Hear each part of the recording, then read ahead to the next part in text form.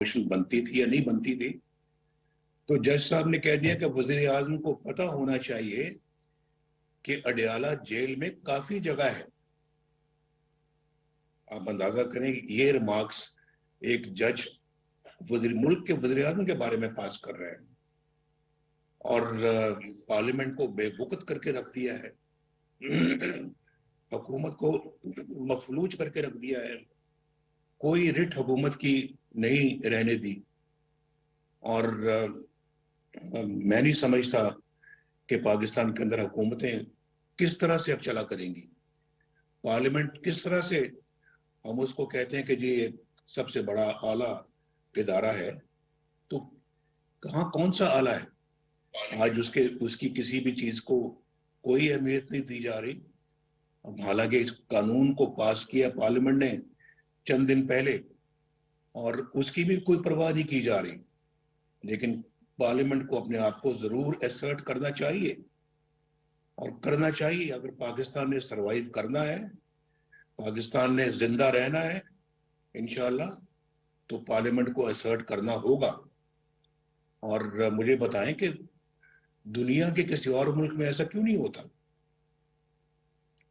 किस मुल्क में आपने देखा जो पाकिस्तान वाला कोई आज जो है ना वो तस्वीर आपको नजर आती है जहां सब कुछ हो रहा है, जो यहां हो रहा है वो किसी और मुल्क में हो रहा है?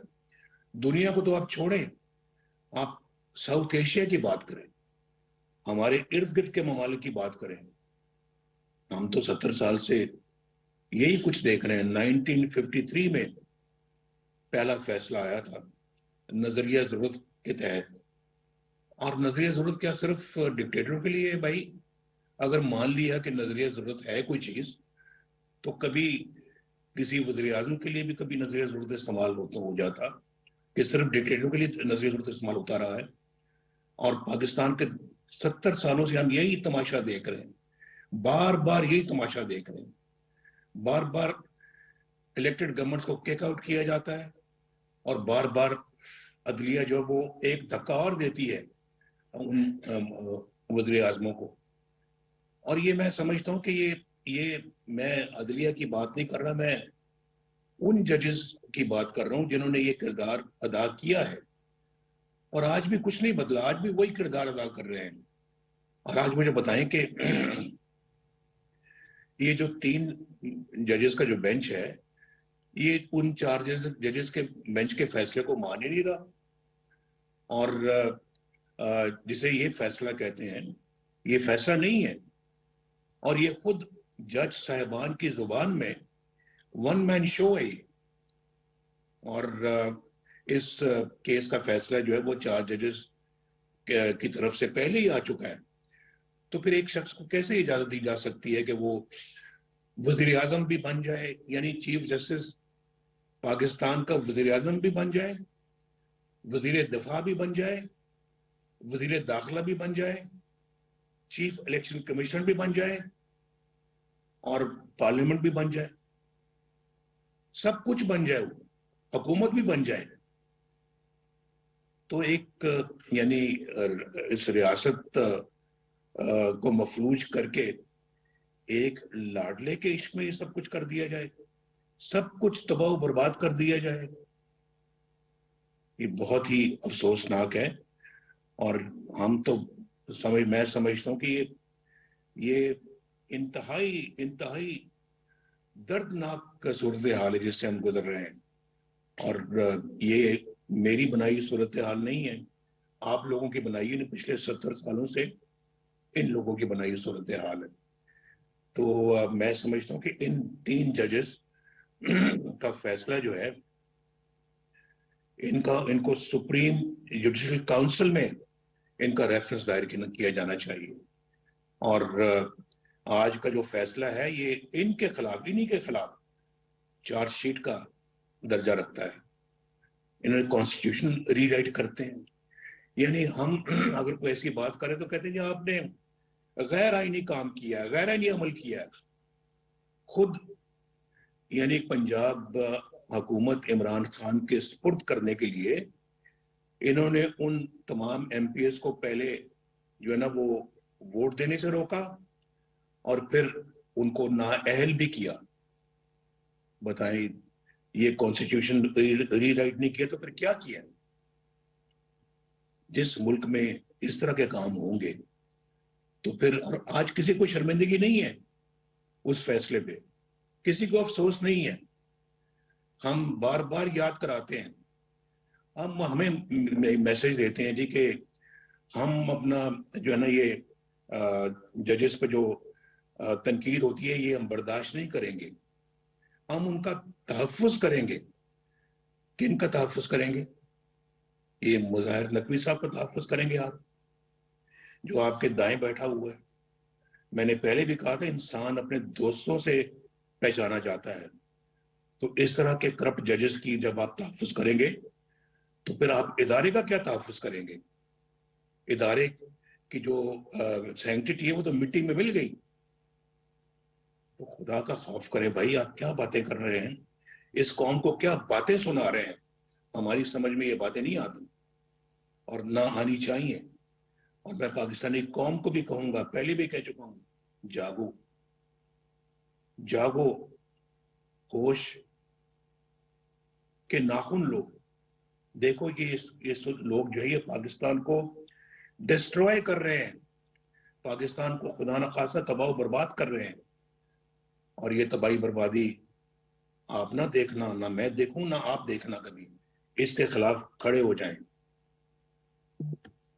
میاں صاحب آپ کیا سمجھتے ہیں, یہ جو فیصلہ آیا, آپ کا مطالبہ تھا, آپ یہ پی ڈی ایم کا مطالبہ تھا کہ فل کورٹ بینچ بننا چاہیے, تو کیا یہی وجوہات تھی جو فیصلہ نظر اس کی فیصلے کی جو چیزیں سامنے آئی؟ فل کورٹ جو آپ کہہ رہے ہیں, فل کورٹ ہم نے جو مطالبہ کیا تھا اس میں کون سی کوئی ہیزیٹیشن ان کو ہوئی ہے؟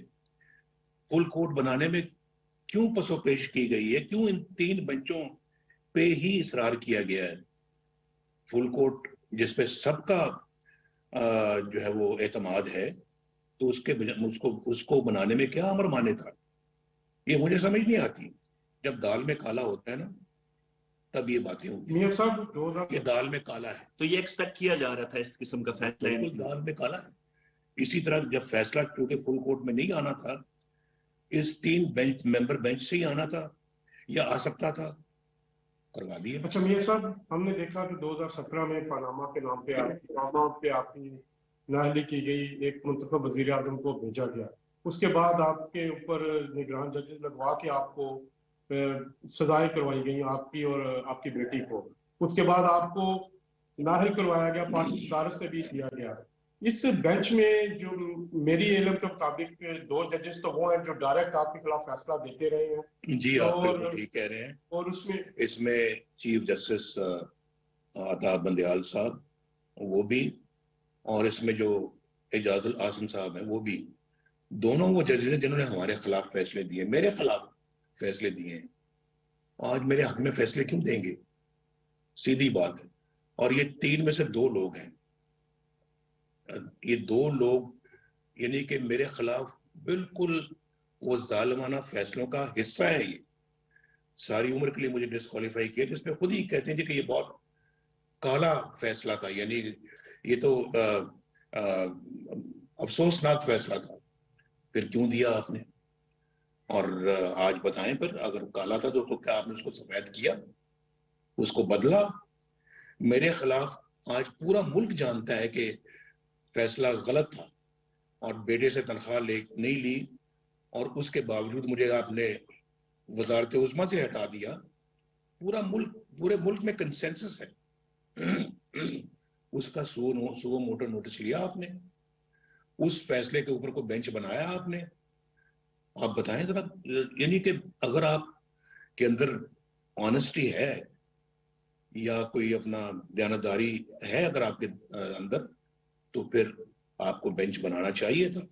اگر آپ انصاف پسند ہیں, منصف ہیں, تو پھر آپ کو یہ بینچ بنانا چاہیے تھا. اگر آپ نے نہیں بنایا تو آپ نے بہت بڑی ناانصافی کی ہے, بہت بڑا ظلم کیا ہے. اور انہی لوگوں کے خلاف تو ہم آواز اٹھاتے رہے ہیں کہ یہ ایک جج صاحب جو ہے وہ میرے اوپر مانیٹر بن کے بیٹھے ہوئے تھے, اعجاز الحسن, اور چیف جسٹس بھی میرے ان फैसलों के अंदर शामिल थे। आपने 3 जजेस के खिलाफ जुडिशियल रेफरेंस की बात की है जो इसमें शामिल थे, जी जी। तो उसके लिए क्या आप समझते हैं कि कौन सी मवाद ऐसा है कि जिसकी बुनियाद पे किया जा सकता है? ये बताते खुद ही चार्जशीट है, ये फैसला ही चार्जशीट है। और इसमें जो सियासी अवामिल है, कहा जाता है कि उनके राब्ते हैं इमरान खान साहब से, और जिस तरह 2018 में उनको हुकूमत जुडिशियल प्लस मिलिट्री ने दी थी, इस दफा ये मंसूबा बना है कि जुडिशियल के थ्रू एक मार्शल लॉ की कैफियत करके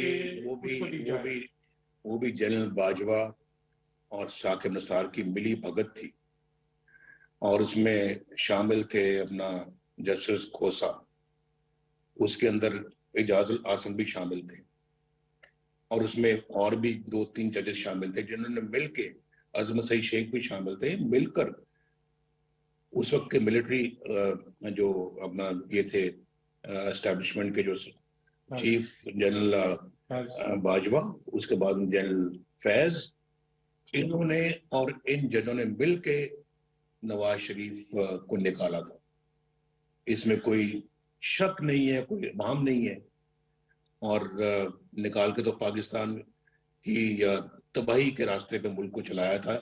इमरान खान को लाकर, आज मैंने अभी चंद दिन पहले कहा था, मैंने कहा अगर इस तरह के फैसले आएंगे ये डॉलर 500 रुपए का हो जाएगा।